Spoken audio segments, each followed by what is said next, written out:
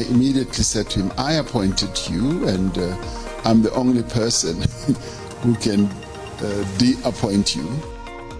Umongameli Cyril Ramaphosa uthi lulwimi etywaleni ukuba kufunwa ukubhukuqa usekela mongameli Paul Mashatile esihlalweni. Ivuliwe ngoku indlela ekuhola wendlela u-N3 phakathi kweFandrinius Pass ne-Escort KwaZulu Natal nebivalwe zizigadla. It's Max Verstappen's weekend for a 6th consecutive time. He wins the Formula 1 Grand Prix. For the first time, it's the British Grand Prix. Max Verstappen we-Red Bull usatshotshe entla kumdyarho weemoto ze-Grand Prix emva kokulwa kube mdakisali kukhuphiswano lwase-Silverstone eBritane.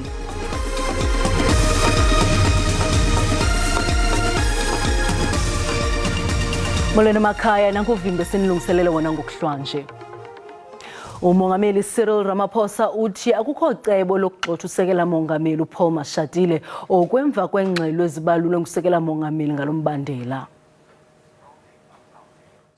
Umongameli uCyril Ramaphosa uzihlabile izityholo zobhukuqo lukasekela mongameli uPaul Mashatile esithi abukho ubunyaniso kwaphela kwezi zihloko zenza intlokomo. I had a discussion with the Deputy President and I said, but what is this? And we are going to have another discussion because, and I immediately said to him, I appointed you, and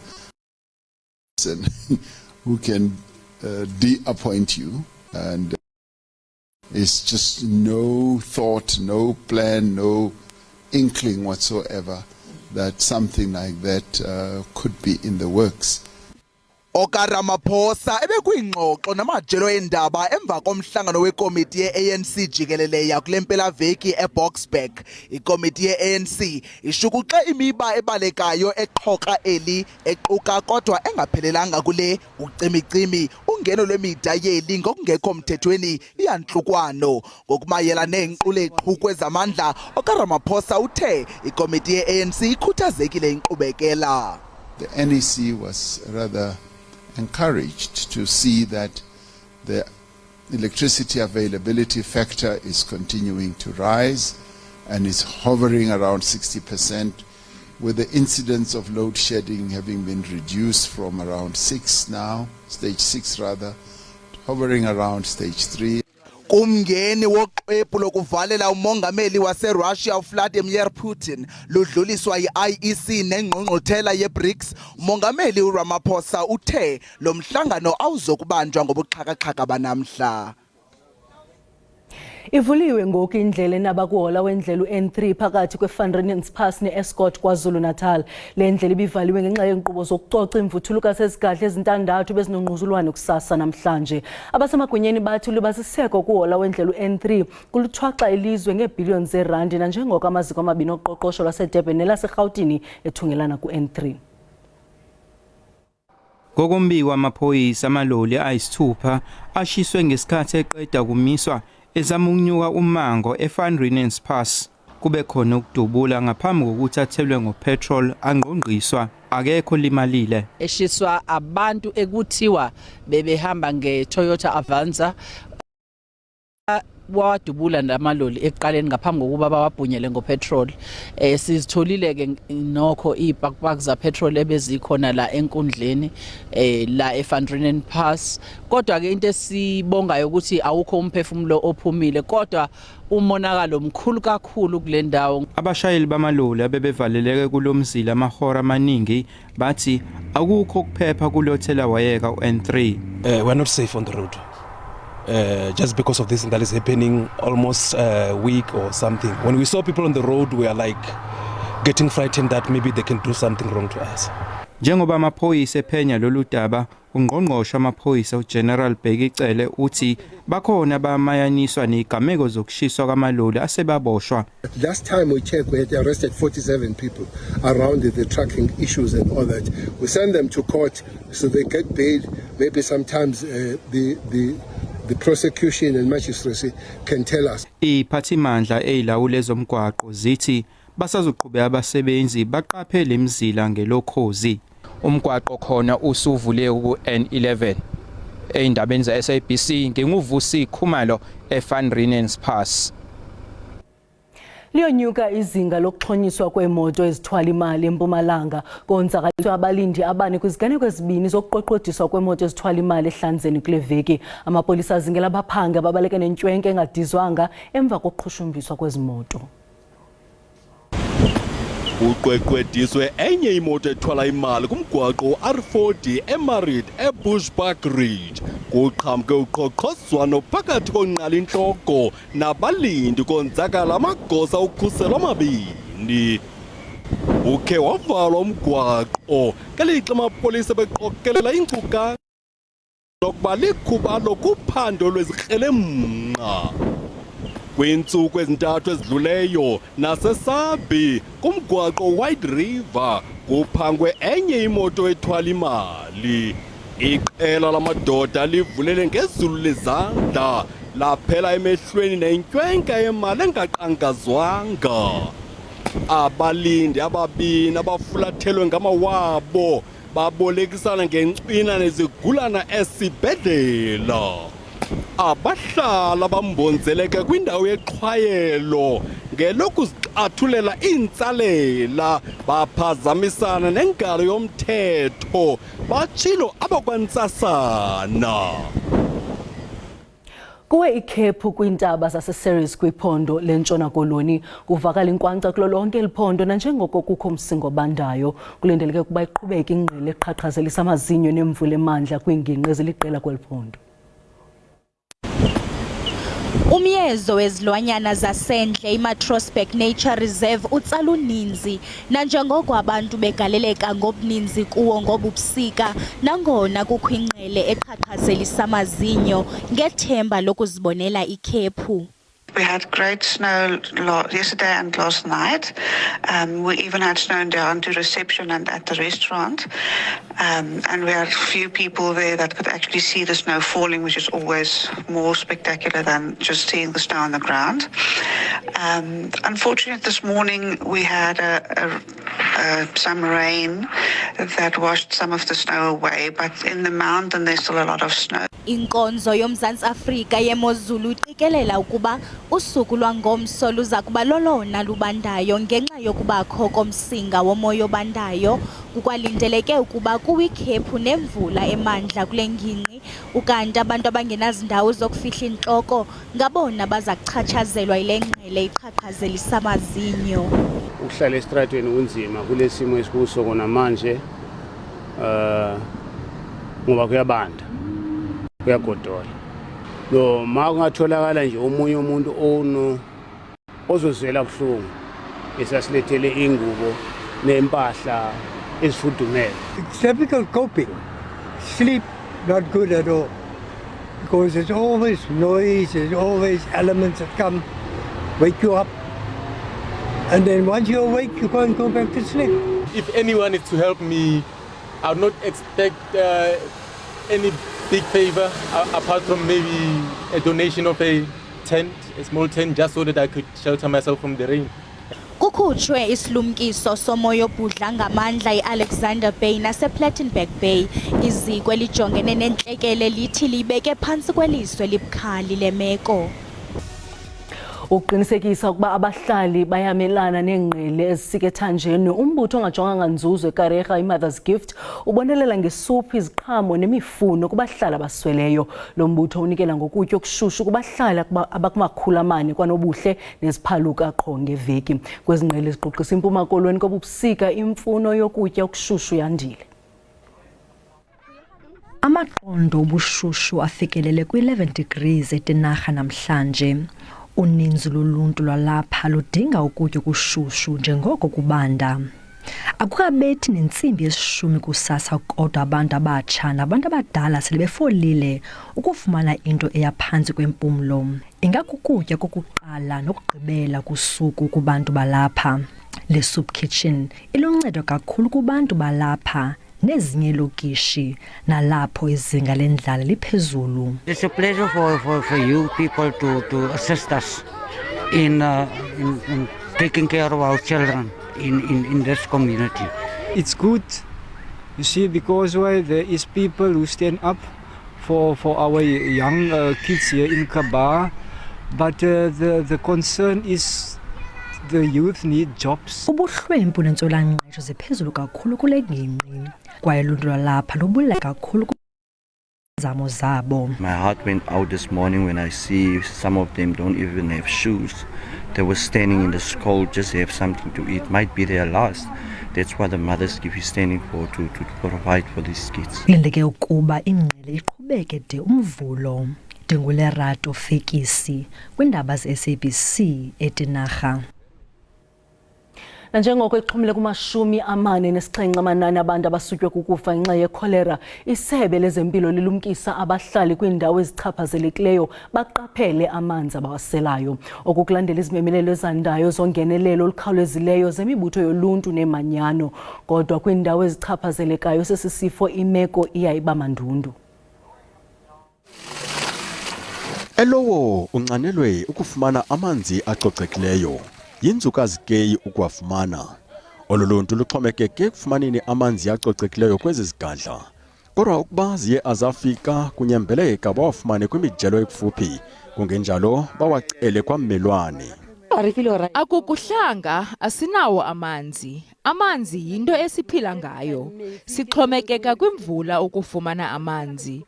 Kodwa ke sawuba sathini? Ibuhlungu le meko. Ibenza nzima ubomi bethu. Kunyanzeleka sixoze mphini wumbi ukuze sifumane amanzi acocekileyo.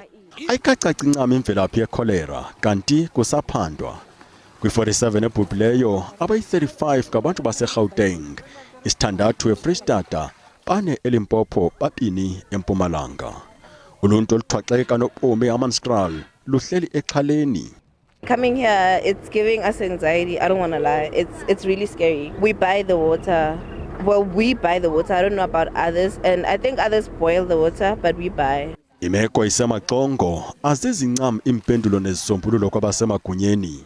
There are no new laboratory confirmed cases and deaths in the past week. And this is a sign that the community members, especially in the affected areas, have heeded a call to remain vigilant, avoid drinking water from unreliable sources, exercise personal hygiene at all times.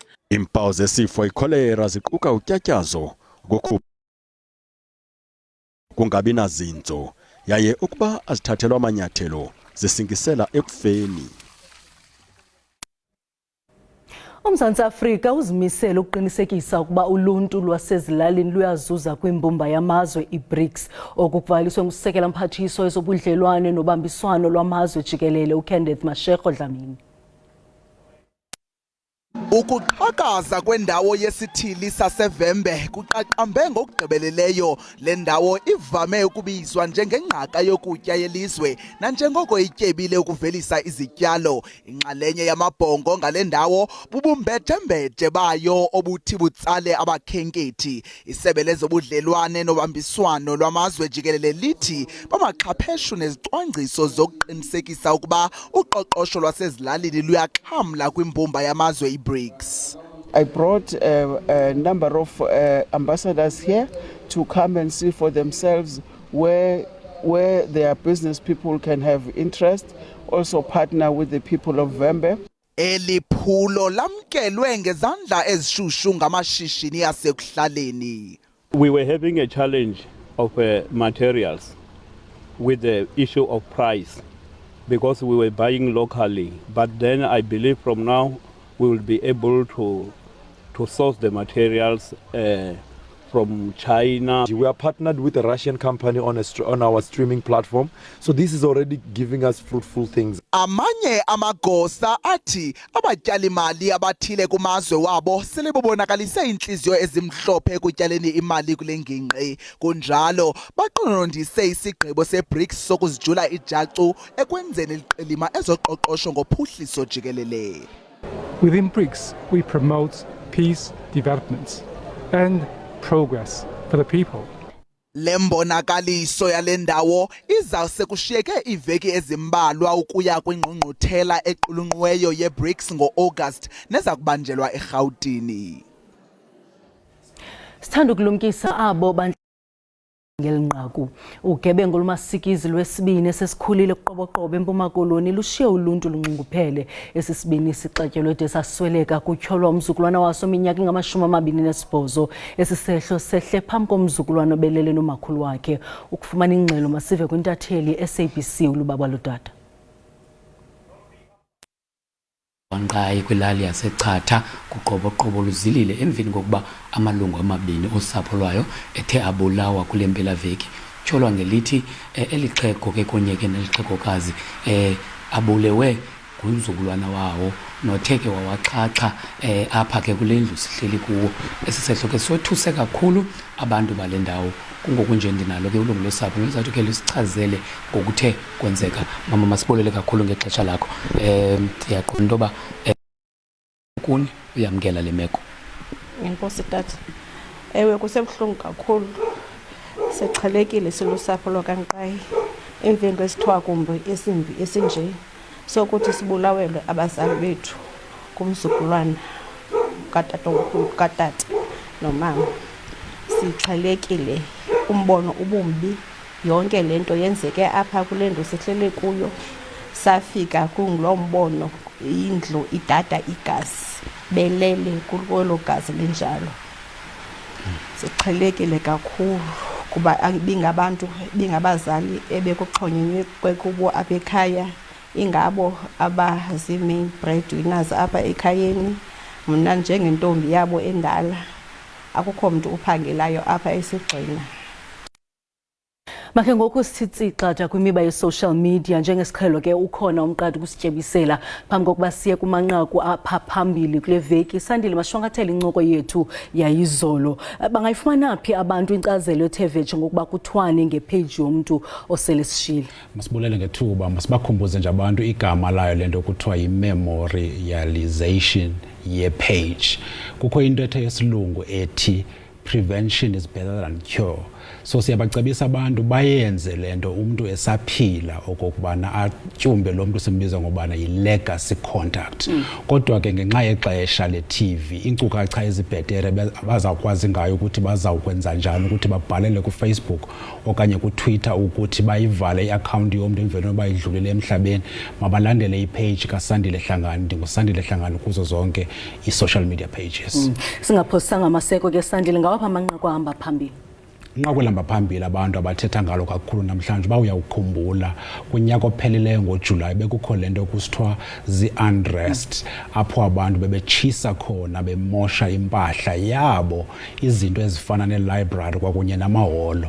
Into ke urhulumente ayigxekayo kakhulu ukuthi asikwazi ukokha niphinde nina nichithe kwa ezi zinto sinokhela zona zinincedayo apho kwezo ndawo nihlala kuzo. Bathetha ngale nto abantu ke enye yezinto uzayikhumbula kukuba omnye wabantu ababenze lento ke uye wagwetywa izolo kanye izolo elinye okokubana wafumaneka naye okokuba wayebandakanyeka kwezi unrest sithetha ngazo. Abantu abaninzi ke bayayikhondema kakhulu loo nto leyo ku-social media, bathi abantu ekuhlaleni xa kukho izinto ezingabaxolisiyo mabafumane indlela eziphucukileyo zowuthetha norhulumente. Okwesibini ke into eza kwenzeka apha eRhawutini, abahlali baseRhawutini ke bajongene nongabi namanzi kangange-hours eziyi-58. Bathi ke abantu into esiza kuyithini lena ngoba nazo ezinye indlela esingathi sifumane ngawamanzi. Kangangoko bathi abantu bakhetha ukungabi nawo umbane kunoba kungabikho manzi.